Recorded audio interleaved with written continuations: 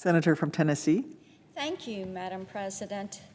September 11th, 2001 is a date that is seared in the memories of those of us who lived through that day and experienced the trauma and the fear of that day. What has always struck me about that day and the days following, even standing here 20 years later, is how the entire free world, they stood united against what we saw as a common threat.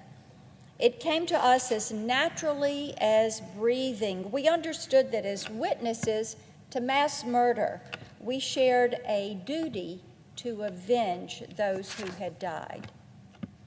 It may have been fear that forced us together, but in the days that followed the attacks, we as Americans rediscovered the ties that have bound us for centuries and solidified our faith in the common cause of freedom.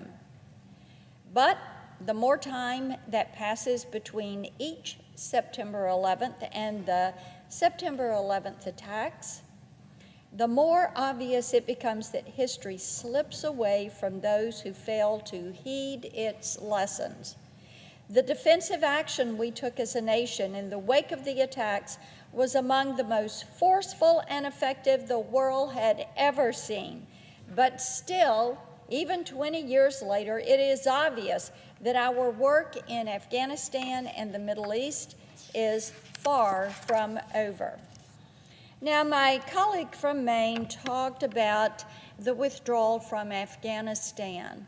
And I would say that as I talk to Tennesseans, it is not withdrawing from Afghanistan. It was the manner in which the Biden administration chose to end the military mission in Afghanistan that didn't seem to reflect the reality of what was going on the ground.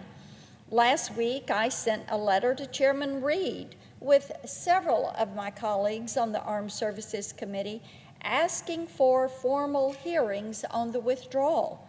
We need to know exactly what happened, how they were advised, without sworn testimony from Secretary Austin, General Milley, General McKenzie, and General Miller. We will never be able to untangle the chaotic course of events that led to the deaths of 13 service members in Kabul and the abandonment of an unknown number of American citizens and our Afghan partners. Madam President, I ask unanimous consent that the letter be entered into the record. Without objection. Thank you, Madam President. But beyond the fact-finding mission, I plan to use these hearings to impress upon my Democratic colleagues the importance of the words that we use to describe our enemies, how we talk about them, how we frame their actions. Since day one of this administration, the Biden administration has used their words to rehabilitate the Taliban in the eyes of their radical base.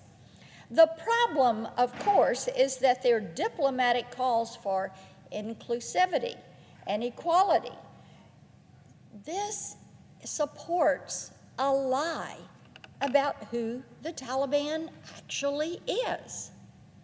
The Taliban, like ISIS, like Al-Qaeda, it's a terrorist organization. They rule by fear. They rule through public beheadings, rape, forced marriage, brutality against anyone who questions their regime, against anyone who disagrees with them. Look at the way women and children are treated. Now, in my opinion, and from a lot of Tennesseans that I have talked with as I've been home, they feel that expecting terrorists to behave like normal people is reckless and stupid. And they feel that some of the actions that have come from this administration and comments that they would have that expectation would reflect that reckless stupidity.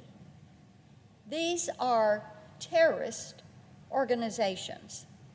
If you need another example of this, just look at their approach to border security. Even before the transfer of power, massive migrant caravans had begun moving out of Central America and toward the southern border. They were eager to take advantage of then-candidate Biden's promises of open borders and amnesty for all. Where did that get us? Well, this is what we have learned. The CBP reports that migrant encounters along the U.S.-Mexico border reached a 20-year high in July. That is right. Massive numbers. They heard those promises. So what did they do? They got to work contacting a cartel, and they made this journey. After, of course, they paid the cartel. Most of the nearly 200,000 people our Border Patrol caught in July were traveling alone. Families might be holding back, but the international traffickers certainly are not holding back. On August 29th, CBP officers in Memphis found 3 kilograms of ketamine in a shipment of furniture from France, coming in because of the cartels. In the first week of September, CBP officers in Texas seized 2 separate caches of cocaine with a combined street value of almost $300,000. In the month of July alone, cocaine seizures increased 91%. And meth seizures increased 20%. Why are they doing this, Madam President? They know that the border is open. On September 8th, Texas state troopers and CBP officers stopped 2 human smuggling attempts running just hours apart from each other. Our CBP officers have made it standard procedure to scour remote terrain for migrants who have been abandoned and left to die by their cartel transporters. And why is this happening? Because it's obvious to everyone, from the migrants, the cartels, to the foreign officials who refuse to police their own borders, that the Biden administration won't do anything to stop it. Tennesseans see this as reckless. It makes no sense. I talked to some local law enforcement officers this week. They're seeing an uptick in meth, fentanyl, heroin on the streets, all coming out of Mexico. They repeatedly say, secure the border. Madam President, we live in the greatest nation on earth. We are still the world's best example for freedom, and we are the last hope for millions of people suffering under authoritarian rule. It's important to understand that it doesn't have to be the way it has been. When you look at this withdrawal from Afghanistan, when you look at this open border, when you look at the fact that, yes, this year, the Border Patrol, they have apprehended terrorists at the southern border. That's right. Doesn't have to be that way. But when you have weak leadership that is not focused, leadership that says it's my way or the highway, when you have that reckless disregard for the truth, that can and will destroy us. The actions of the Biden administration have already emboldened our enemies. They've made our allies doubt our commitment to them and to the work that they are trying to do to advance freedom for themselves, the work that we are doing to advance freedom here in this country and abroad.